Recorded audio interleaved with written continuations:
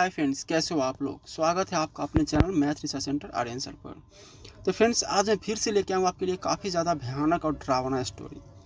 तो चलिए कहानी को शुरू करते हैं। शीर्षक का नाम है तड़पती आत्मा का कहर। मैं हूँ संदीप। कुछ साल पहले हमारी कंपनी ने मुझे एक नए क्लाइंट के साथ डील करने के लिए मनाली भेजा था। उस समय सर्दियों का मौसम था। पूरा दिन ऑफिस का काम खत्म करने के बाद मुझे रात को सफ़र करना पड़ा और अगले दिन सुबह मुझे कंपनी के ओर से क्लाइंट को प्रोजेक्शन भी देना था। मनाली जाते वक्त रात के वक्त बीच रास्ते में ही मेरी कार बंद पड़ गई, पर किस्मत से एक गैराज वहां से कुछ ही दूरी पर था। बड़ी मुश्किल से मैं गाड़ी को धक्का लगाते हुए गैराज तक ले गया। मैकेनिक ने बताया गाड़ी सुबह तक ही ठीक हो सकती है।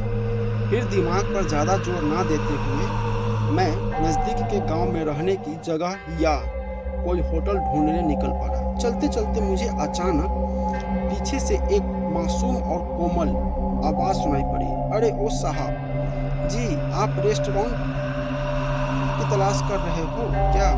यह सुनकर मैंने पीछे मुड़कर देखा तो वह एक 13 या 14 साल की मासूम बच्ची थी। मैंने कहा, हाँ, क्या तुम जानती हो? उसने कहा, हाँ, आइए आपको वहाँ ले चलती हूँ। मैं और मेरे पिताजी उस विश्राम गृह की देखरेख करते हैं। फिर वह बच्ची और मैं बात करते हुए रेस्ट हाउस की ओर चलने लगे।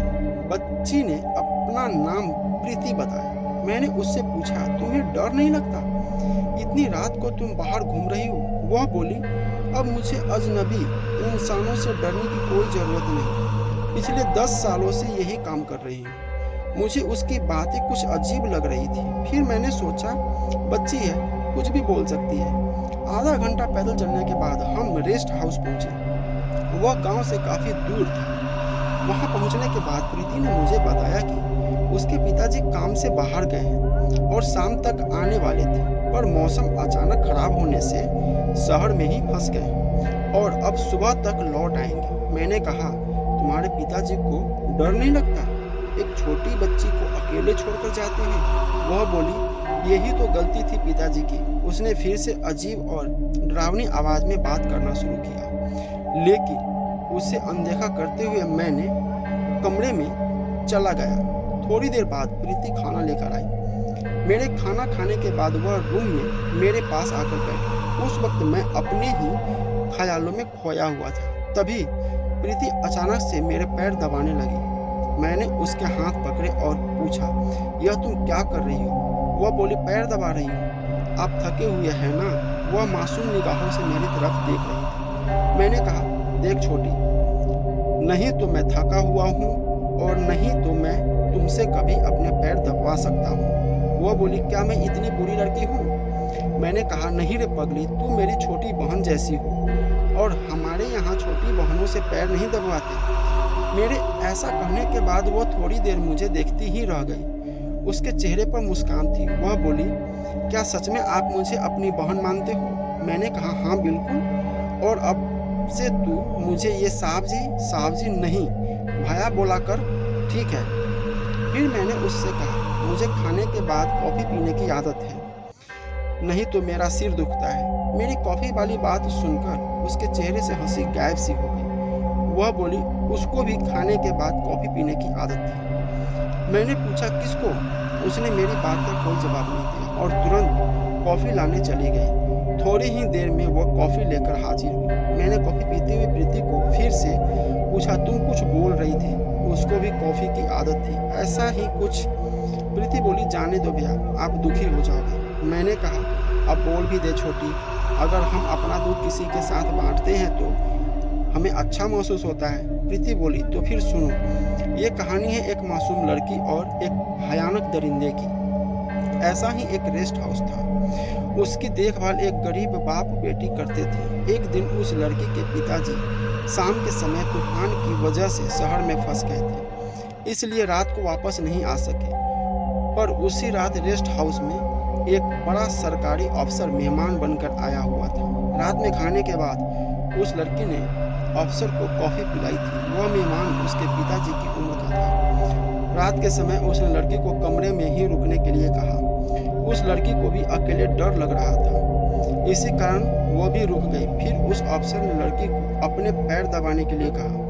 उसके बाद उस हैवान ने उस मासूम सी बच्ची के साथ वह किया जिससे उस लड़की की ज़िंदगी बर्बाद हो गई। उस हादसे के बाद उस मासूम ने तालाब में कूदकर आत्महत्या कर ली। यह सब देखकर उसके बाद अधमरा हो गया, क्योंकि 2 महीने पहले ही उसने अपनी बीवी को खोया था और अब 13 साल की बेटी। यह हादसा सुनाते वक्त प्रीति काफ़ी भावुक हो रही थी।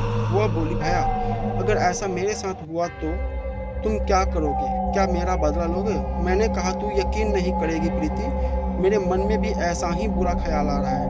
मैं कल सुबह तुम्हारे पिताजी से बात करूंगा और तुम दोनों को मुंबई ले जाऊंगा। मेरी काफ़ी अच्छी पहचान है वहाँ पर। तुम्हारे पिताजी में नौकरी करेंगे और तुम स्कूल में जाना। प्रीति बोली, अब ऐसा नहीं हो सकता है, आपको आने में देर हो गई है भैया। ये सब कहते वक्त उसकी आवाज़ गहरी हो गई थी। मैंने पूछा, क्यों नहीं हो सकता?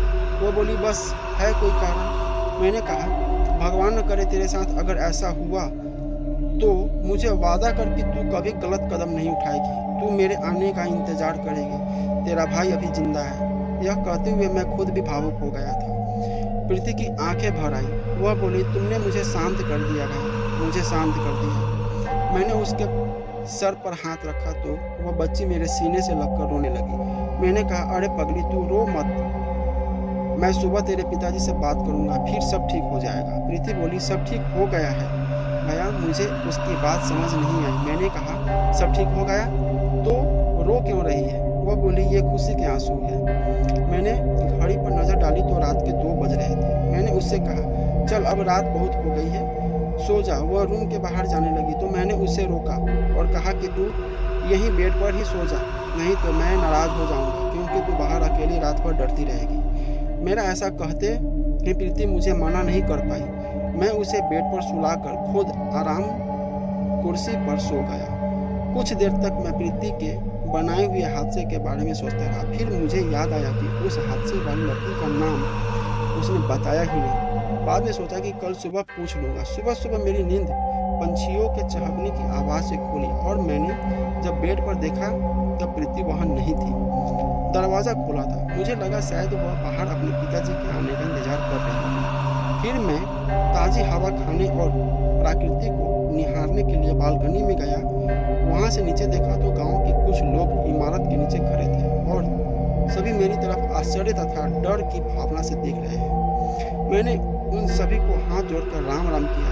उनमें से सबसे बुजुर्ग आदमी ने मुझे इशारा करके नीचे बुलाया। जब मैं नीचे पहुंचा तब उस बुजुर्ग ने पूछा, तुम कौन हो और यहाँ पर क्या कर रहे हो? मैंने कहा, मैं संदीप हूँ। मेरी कार खराब होने की वजह से एक रात के लिए इस रेस्ट हाउस में ठहरा हूँ। बुजुर्ग ने कहा, क्या एक छोटी लड़की ने तुम्हें यहाँ पर लाई थी? उस समय जब मैंने हाँ में जवाब दिया तो वह सुनते ही सभी के चेहरे के रंग उड़ गए। मैंने पूछा, क्या हुआ?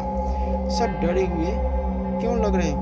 बुजुर्ग बोले, तुम्हारा सामान लेकर हमारे साथ चलो, बाकी बातें हम तुम्हें शिव मंदिर में समझा देंगे। उन सबके चेहरे देखकर कुछ बातें मेरे समझ में आ रही थी और मैं जब सामान लेने रेस्ट हाउस में गया तब वहाँ का नज़ारा देखकर दंग रह गया। रात को जिस साफ सुथरे रेस्ट हाउस में आया था वो अब पुराने खंडर जैसा दिख रहा था। मैंने बिना डरे मेरा बैग और कपड़े समेटे और उनके साथ शिव मंदिर गया। वहाँ पर गांव के और भी लोग आए थे। मैंने रेस्ट हाउस में जो कुछ हुआ वो सब बताया और फिर उनमें से एक बुजुर्ग उठा और मेरे पैर पड़ने लगा। मैंने कहा, आप ऐसा क्यों कर रहे हो? वो रोने लगे और बोले, तुमने मेरी बेटी की भटकती रूह को मुक्ति दे दी, जो 10 साल पहले से बदले की आग में जल रही थी। मंदिर के पुजारी ने बताया, जो लड़की तुम्हें रात को रेस्ट हाउस ले गई थी वो 10 साल पहले मर चुकी है और ये उसी के पिताजी हैं। उसी रेस्ट हाउस में प्रीति की रूह ने न जाने कितनों की जाने ली। पर तुम अच्छे इंसान हो संदीप, तुमने उसे विश्वास दिला कि इस दुनिया में अच्छे लोग भी होते हैं। आज उसकी आत्मा को मुक्ति मिल गई है। यह सब सुनने के बाद मैंने सवाल किया, आपको कैसे पता चला कि मैं रेस्ट हाउस में ठहरा हूँ? रेस्ट हाउस तो गांव से काफ़ी दूर है। उन्होंने मंदिर के तालाब की ओर इशारा करते हुए कहा। प्रीति ने उस तालाब में कूद के आत्महत्या की थी। 10 सालों से तालाब में कोई कमल का फूल नहीं खिला। हमें कलियां तो खिलती थी पर कभी फूल नहीं खिलता था, और हर उस आदमी की लाश इसी तालाब में से सुबह हम निकालते थे जिसकी नीयत उस 13 साल की लड़की पर खराब होती थी। और आज यह तालाब 10 सालों के बाद कमल के फूलों से भर गया। इस तरह से सुबह की पहली आरती लेकर मैंने गांव वालों को राम राम कह दिया और फिर अपनी गाड़ी लेकर मैं मनाली चला गया। तो फ्रेंड्स, कैसा लगा स्टोरी प्लीज़ कमेंट करके बताइए और हमारे चैनल को सब्सक्राइब जरूर कीजिए। मिलते हैं अगले स्टोरी में।